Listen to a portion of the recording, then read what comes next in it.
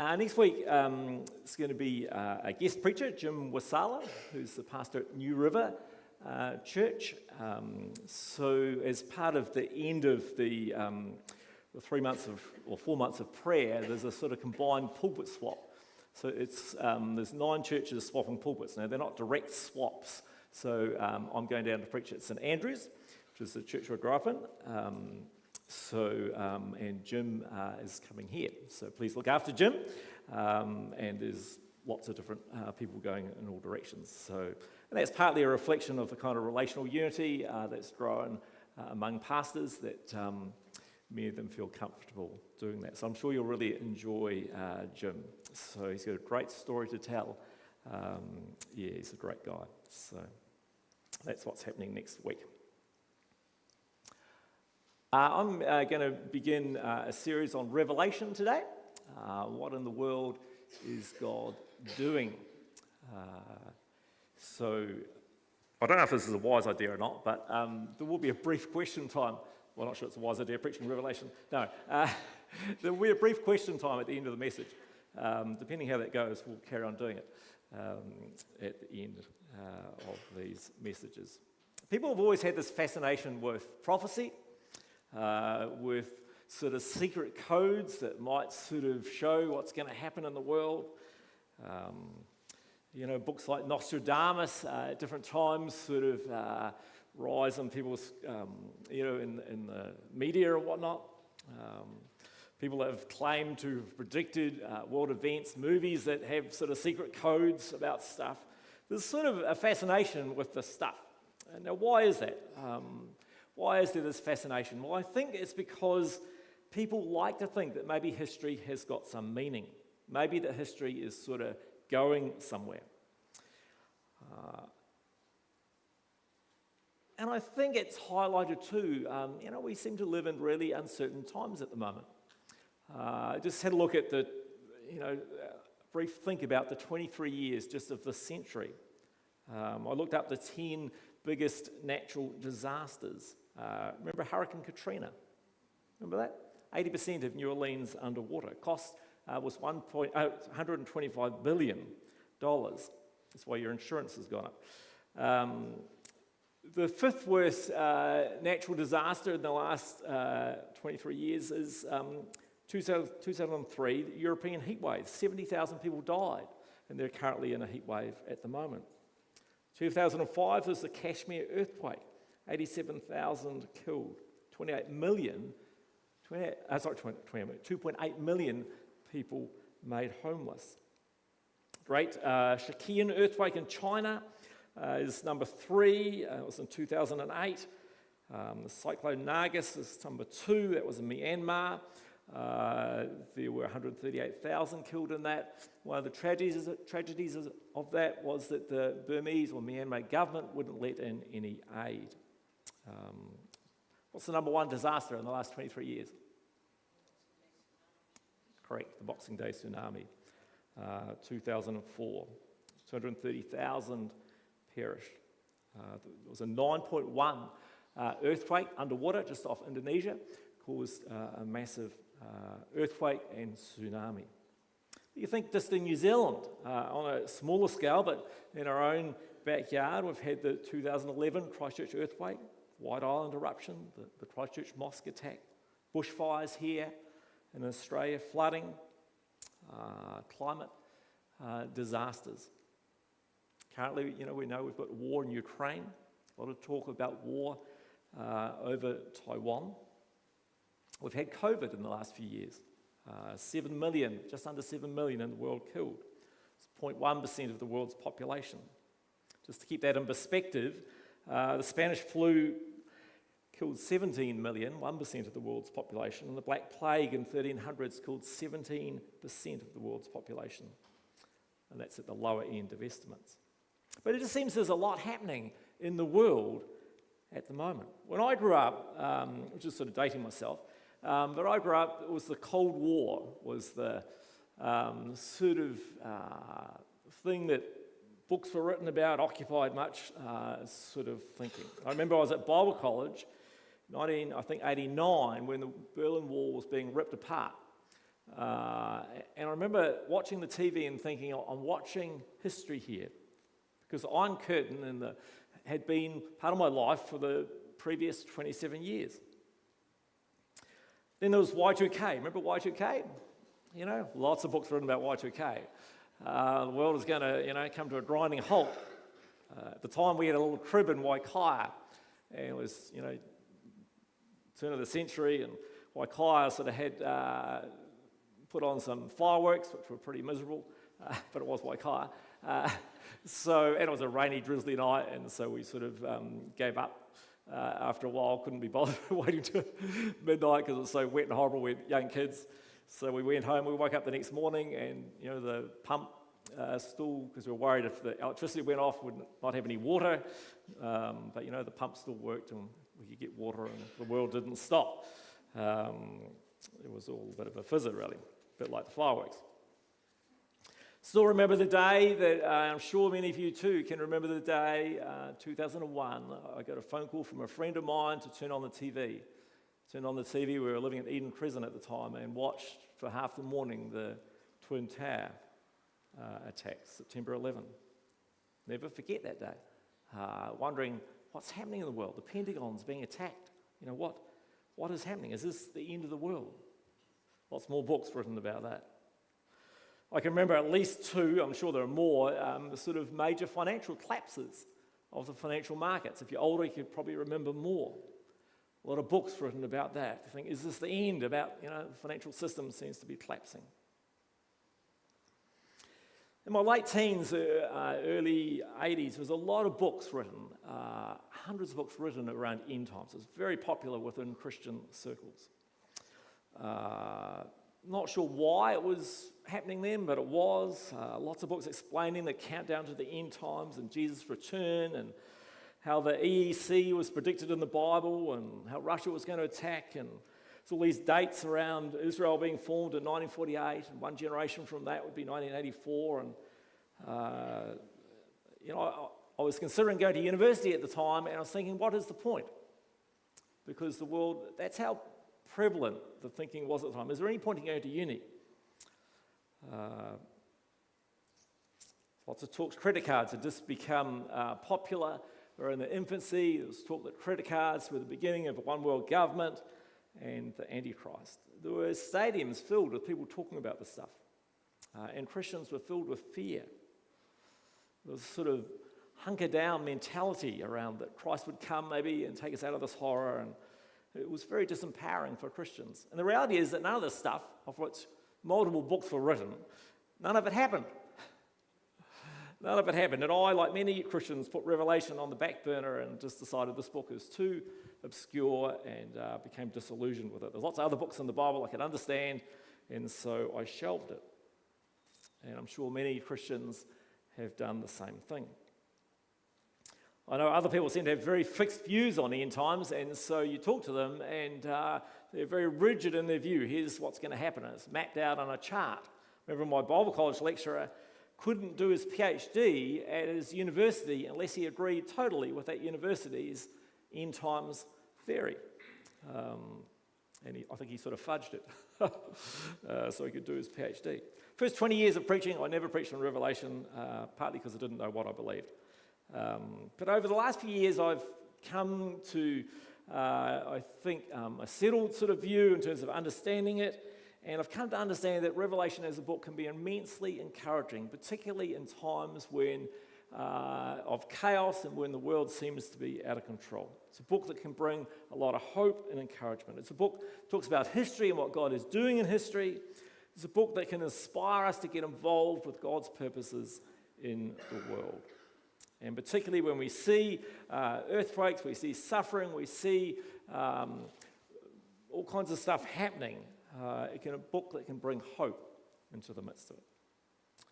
So if you're new to Revelation, if you've given up on the book, if you're wondering what's happening in world history, if you're sort of fearful as you look around, then this book is for you. It's the only biblical book in the Bible that actually has a promise at the beginning and the end for those who read it and obey it. God blesses the one who reads the words of this prophecy to the church, and he blesses all who listen to its message and obey what it says. Revelation 1:3, and Revelation 22:7, the last chapter, look, I'm coming soon. Blessed are those who obey the words of prophecy written in this book. So please don't stay away from this series. Think, oh, Revelation, that's not very interesting. Please don't stay away. If you have, don't get upset if what I say doesn't fit what you believe. Okay, you're allowed to disagree. It's the first thing. I encourage you to have an open mind. We do need a decent dose of humility when it comes to Revelation, because over the years, different respected Christian leaders have had all kinds of different views. And I'll talk about that in a minute, because often the different views on Revelation have come out of what's been happening sort of historically at the time. And I'll explain that in a minute. Bit of a sidebar, but often when you talk about Revelation, you hear some very big words chucked around like premillennial and amillennial and postmillennial, and it's like, and your eyes start glazing over and you think, what on earth are they talking about? So I'm just going to do a little sidebar and explain these three different phrases here. So I've drawn this nice little picture for you. So an amillennial view, so the millennial is talking about 1,000 years. It's mentioned in Revelation 20. It talks about 1,000 years of Christ's reign. Okay, so these three different views are basically what Christians, different views on how this thing fits into anything. So the amillennial view, as you see on the left-hand side, we've got the cross, and the amillennial view thinks that the 1,000 years is simply a symbolic of the time between Christ's or the cross, Christ's ascension, and when Jesus Christ returns. And when he returns, there's judgment, new heaven and new earth. That has been the predominant view throughout church history. The post-millennial view is not dissimilar. We have the cross, but the post-millennial view says that before Jesus Christ returns and there's judgment, there's going to be 1,000 years or a period of time when sort of the golden age, when Christians, there'll be lots of revival, there'll be many folk become Christian, and Christians will have huge influence in all spheres of life, whether it be political life, education, all areas of life. Christians will be enormously influential. This view, and then we have the return and judgment. So it's not totally dissimilar to the amillennial view. The amillennial view, the 1,000 years, is characterized by both Christ's rule and lots of bad stuff happening simultaneously. In this view, there's this 1,000 years before then. This view has been popular in times when there's been lots of social renewal and when there's been revival happening. That's been quite popular in those times when it appears like Christianity is on the rise and when lots of good stuff is happening. The premillennial view is a view that's been popularised only over the last 100 years or so, particularly by John Darby, and that went through in the 1800s, and that went through Brethren circles in particular. But it was popularised in America by Hal Lindsey, who wrote a book, some of you are old enough to remember this, called The Late Great Planet Earth. That's right. Stuart's of a similar generation, so he can remember this. So this view is quite a lot more complex. So we have premillennial, so we have the cross, we have things getting worse and worse until there's the rapture, where the Christians are taken out of the world. It's a time of terrible tribulation. That's the little gap between the rapture and the return. So just as things are getting really bad, the Christians are removed from the world. There's a terrible time of suffering. Then there's Christ's return. And then there's 1,000-year rule on earth. And then there is judgment. So return and judgment are separated by the 1,000 years. Again, this has often, I think, been influenced by what's been happening in the world. When things in the world seem to be getting worse, this view has been quite popular. So there we are. Now, if all of that's giving you a headache, then don't worry, all right? I would suggest, though, that as a church, probably most of you have been influenced by the pre-millennial sort of view. As will become obvious soon, I am taking an amillennial view. So some of you already think I'm heretical, but that's okay. So we're going to look at it in sections over 7 weeks. Because they're quite long sections, like the first section I think is 4 chapters, I encourage you to read, and I'll show you the sections in a minute, I'll encourage you to read the section beforehand. That would be really helpful, because I'm not going to read necessarily all 4 or 5 chapters of each. And I encourage you to either bring your Bible in physical form or on your phone so you can look as I'm speaking, because we're covering quite a chunk of text. And it'll only make sense if you can sort of probably see that text. So I encourage you to do that. That would be useful. All right, do you think you can handle it? Yep, good. So why don't I pray? God, I thank you for this book of Revelation. God, I pray that we would find it, Lord God, a book not of confusion, but a book, Lord, of encouragement. Lord, that you would give us a greater understanding of what you're doing in this world. And Lord, may we be encouraged by that. In Jesus' name, amen. All right, I want to first of all today's an introduction. Really have to do an introduction. Couldn't do it justice without actually having an introduction. Now we're starting from chapter 4. So the first 3 chapters are the 7 letters to the churches in Asia Minor. So I'm leaving that aside, all right? So we can deal with that some other time. So we're dealing with the section from chapter 4 to the end. So there's 3 faulty ways to interpret Revelation. The first faulty way is to try and identify particular passages with specific world events and people. This just gets you into a whole lot of trouble. So, the classic example was the 666, the number of the beast. A few years ago, someone claimed that the Australian credit card, bank card, had a stylised B on it, 3 of them in different colours. That was the mark of the beast. Because of these 3 B's on their bank card. Identity of the Antichrist. When I was growing up, I think at one stage Kissinger was, what's his name? Henry Kissinger was considered. So there was this theory that you could take the alphabet or the Hebrew alphabet and you assign A equals 1, B equals 2, C equals 3, whatever, and then so you could go around trying to figure out what names added up to Antichrist. So depending on, it was Lenin and Stalin and Hitler and Pol Pot, and there was all kinds of people who were identified as Antichrist. The trouble is they're all dead. And they all caused terrible, terrible suffering. Christians for years have been trying to link Revelation to events, and they're always wrong. Formation of the EEC. When the EEC was formed as a bloc, there were, I think, originally, quickly grew to 10 countries, and they said, it's in Revelation.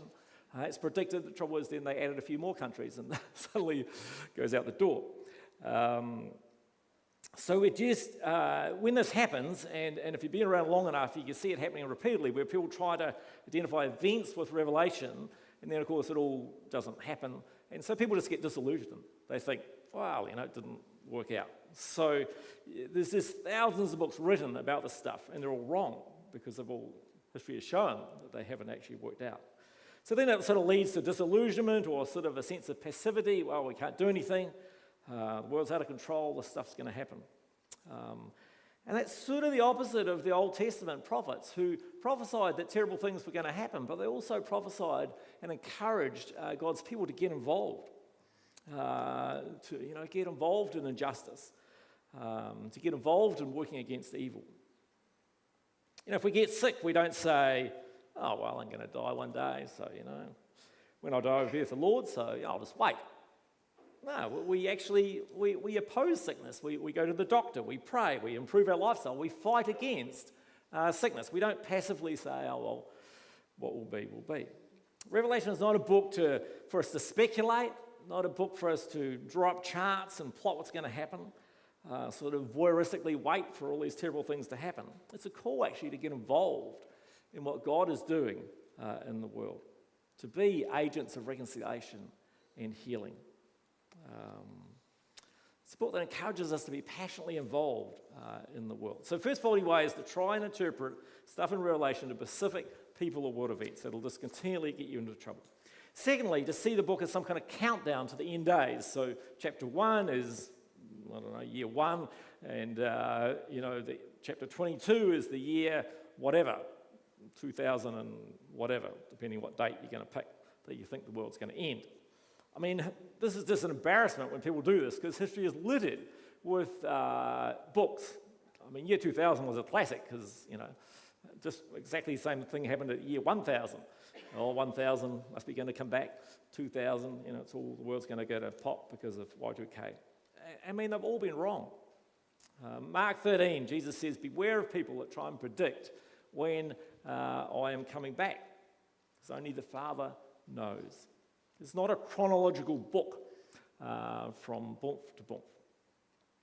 Third faulty way to interpret Revelation is to say, well, actually, it's all just related to stuff way back when it was written, and it's actually of no relevance today because it only applied back then.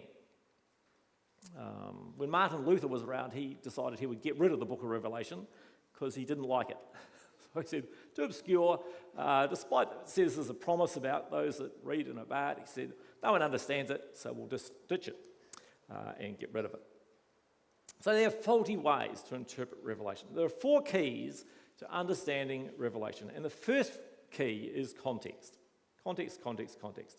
First rule in any book of the Bible to come and interpret it is, what did it mean to the original readers? Who were the original readers? Well, they were a church or a group of churches in Asia Minor. That's in Turkey, modern-day Turkey today. They were under persecution, depending on the date, possibly by Emperor Domitian. Emperor Domitian demanded that people worship him.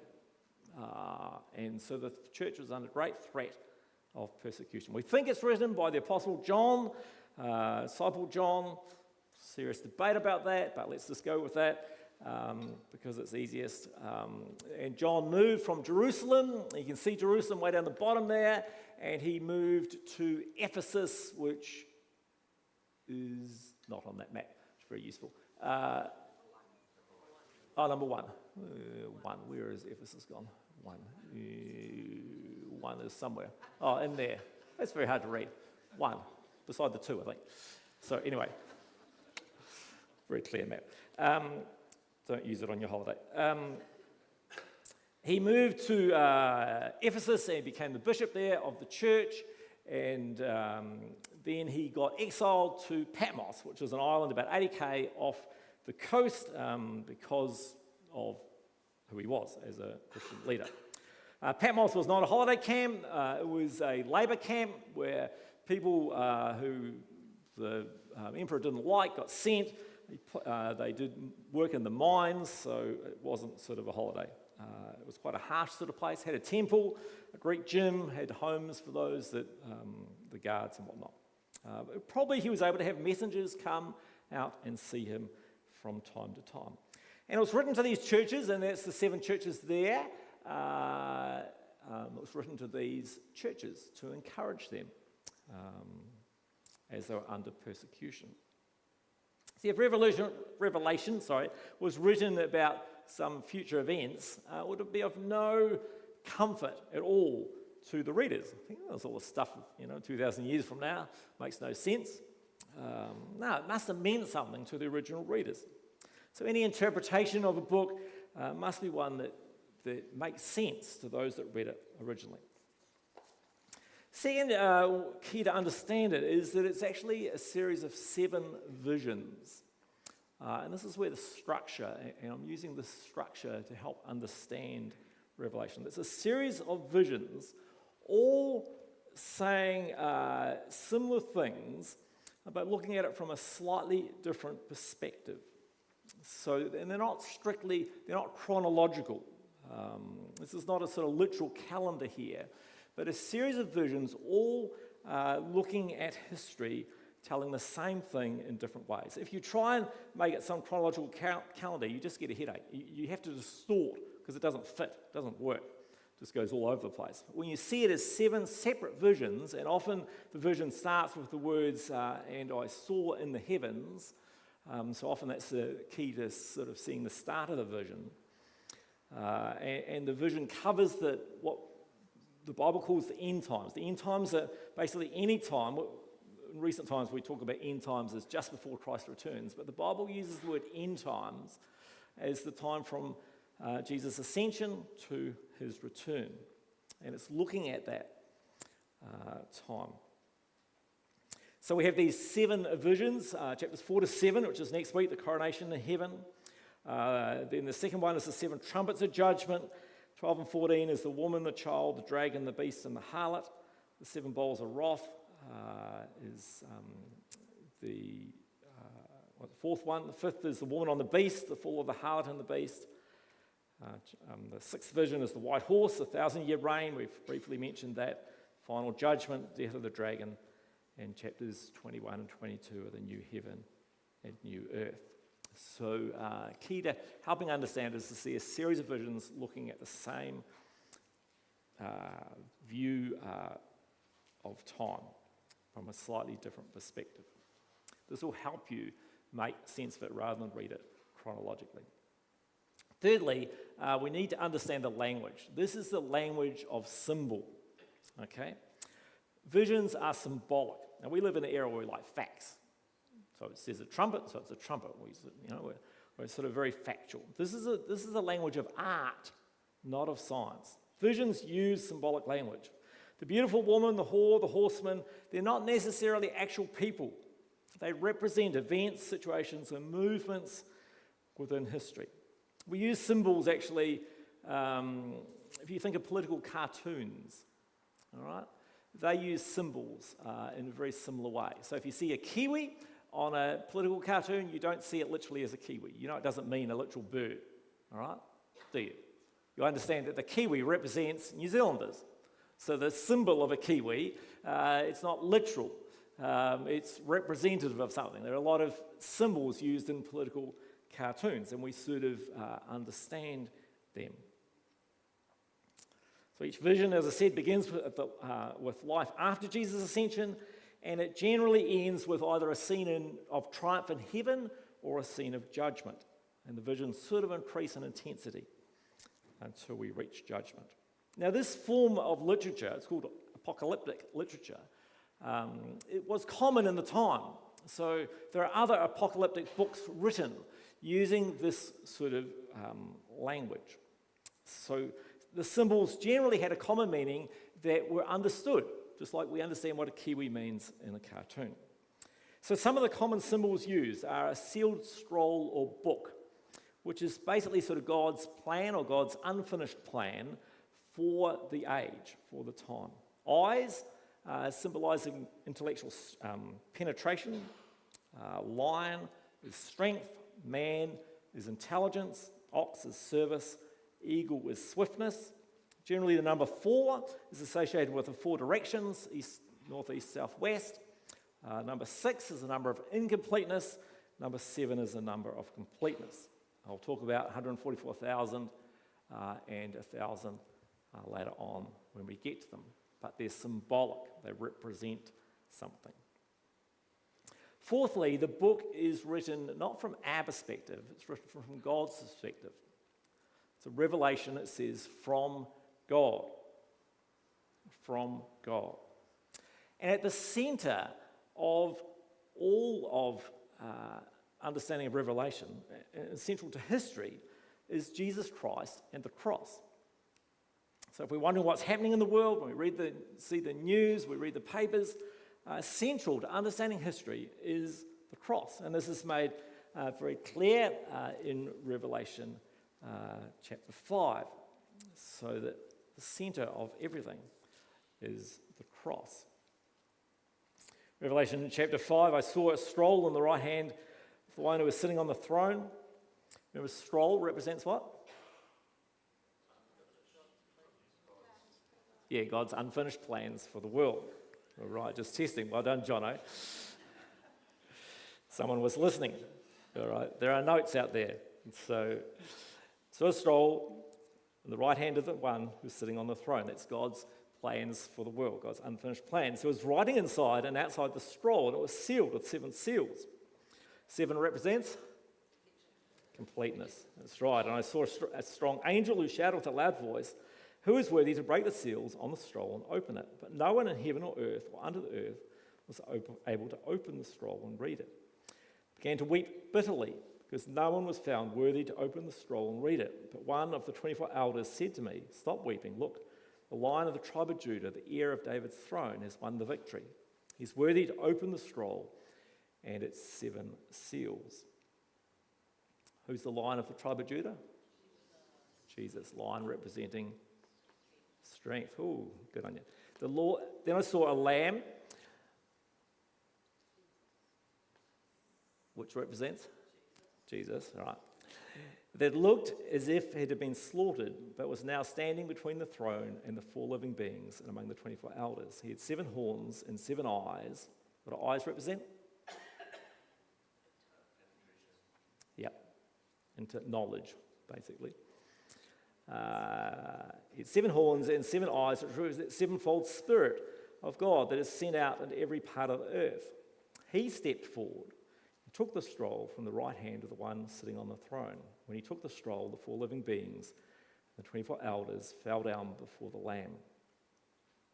They sang a new song, "You're worthy to take the scroll and break its seals and open it. For you were slaughtered and your blood was ransomed for the people of God." As ransomed people for God, from every tribe and language and people and nation. And you've caused them to become a kingdom of priests for our God, and they will reign on earth. Very clearly making the point that the centre of God's plan for the world is Jesus Christ, the one who is willing to die for us, to bring God's love to the world, coming against the evils in this world of death and famine and sickness, coming to bring God's kingdom. The point of Revelation is not for us to sit back and speculate.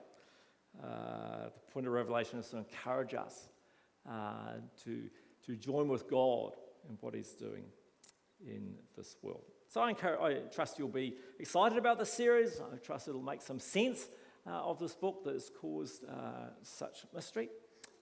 So I encourage you to read the first vision, chapters 4 to 7. All right, at risk of huge risk, I'll ask if there's any questions.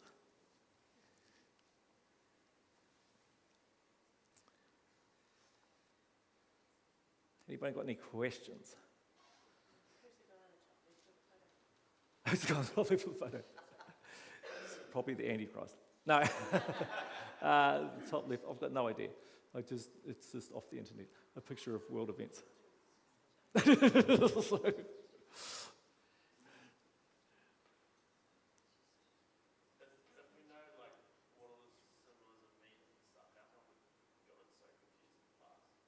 how come we've got it?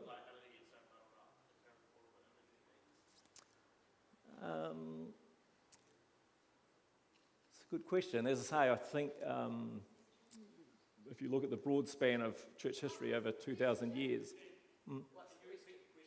The question was, how come, if the symbolism is known, how come we've sort of got it so wrong over the years in terms of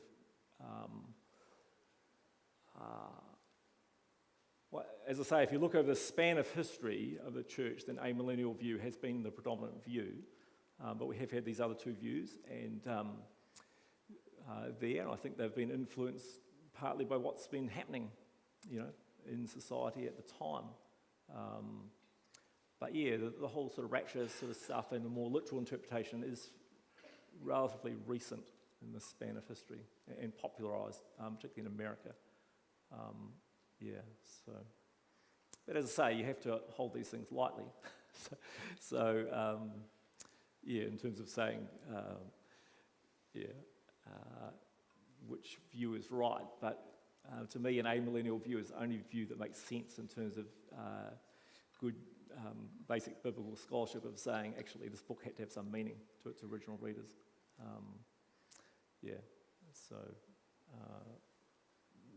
Not many serious biblical scholars would take the first few.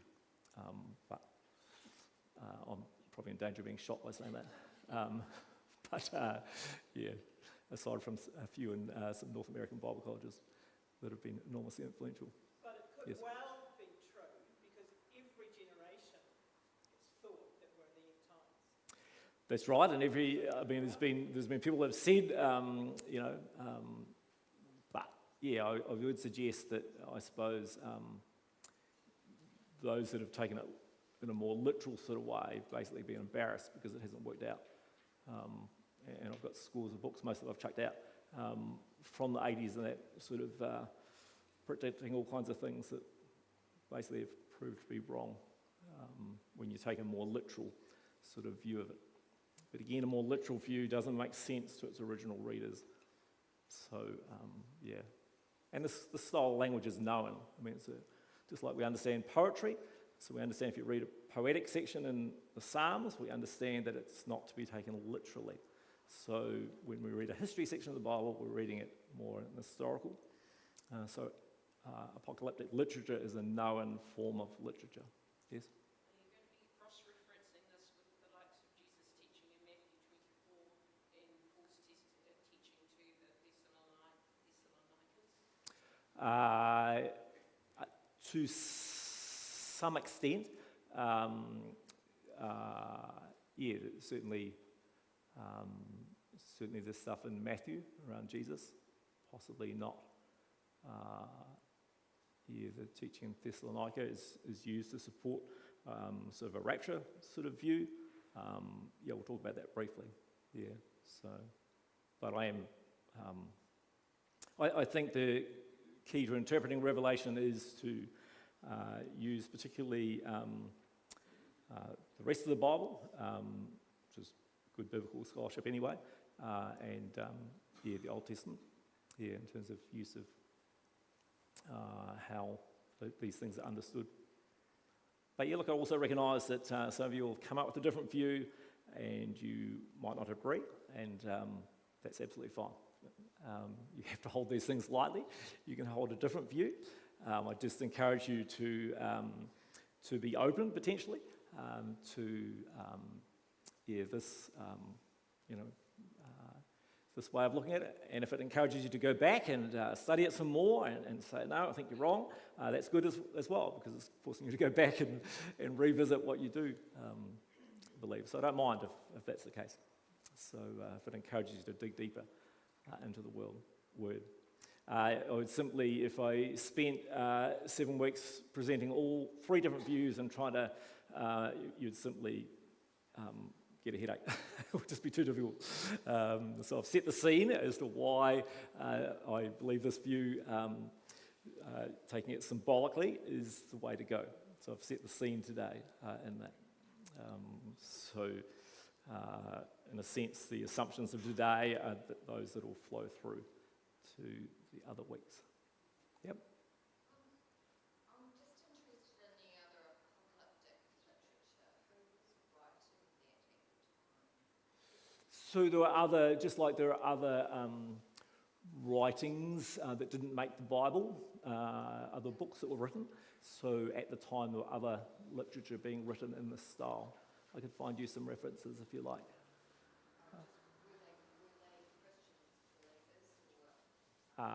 Yeah, I think some were. I think there's probably some that weren't, but yep, certainly written in this style. Yep, in this sort of picture language sort of style at the time. Yep. So it was a known sort of form. It's only one in Revelation in this form. It's not the only one written. Does that make sense? Yeah. So. Would you agree that it's probably best at times just to keep our eyes on the author and perfecter of our faith and just trust that he knows what he's doing and keep investigating and reading Revelation at times, but just not get too caught up in the symbolism and what one person's saying, what another person's saying. Just keep trusting the Lord, as we always have, that he actually does know what he's doing. The whole point of Revelation is that it points to Jesus Christ and points to God, and the symbolism is absolutely saying that God is in control, and that he is working out things. So that is the whole point of why the book was written, to encourage people to look to Jesus Christ, to look to God, believe that he is working out his purposes in the world. Whether it be now, whether it be for those who are being persecuted and their heads chopped off and diminished in the time of Emperor, whatever his name was, or whether it be in the time today when we see events happening and think, what on earth is God doing in this world? So yeah. Tell me that, just following on from both of you, I remember reading something really helpful for me anyway, and it was that it is the revelation of Jesus, Yes, not end times. that's right. Revelation of Jesus. Yep. And when I read it again with that lens, there were all sorts of treasures that Yep. made me go, wow. Look, I recognise that this view is going to cut across views that have been made popular, and as I say, you have to have a dose of humility when it comes to Revelation, because there are church leaders throughout the centuries have had different views. So you do have to treat it with some humility. But I trust you remain open and delve into the book some more, and trust that God will speak to you. Yep. Revelation's actually meant for the church to prepare for the Lord's coming, and he tells us several times throughout the Bible, Old and New Testament, that we are to watch and to look up, and we are to spread God's word to the world. I know there's a symbolism, and God uses those stages to make us aware. We need to let the world know what's going to happen if they don't come to Christ. That's the whole key to the book of Revelation. Yep. Preparation of and waiting for our Lord's return. We should be eager. Yep. And our church has become apathetic. Yep. So, Charles, God loves you. is this a question, Charles? You got a question? Resistance is futile. Yeah. And God will not do anything to harm you or his elect. Yeah. Have you got a question on what I've been teaching, Charles? Yes, because they use the word end times quite a lot. Yep.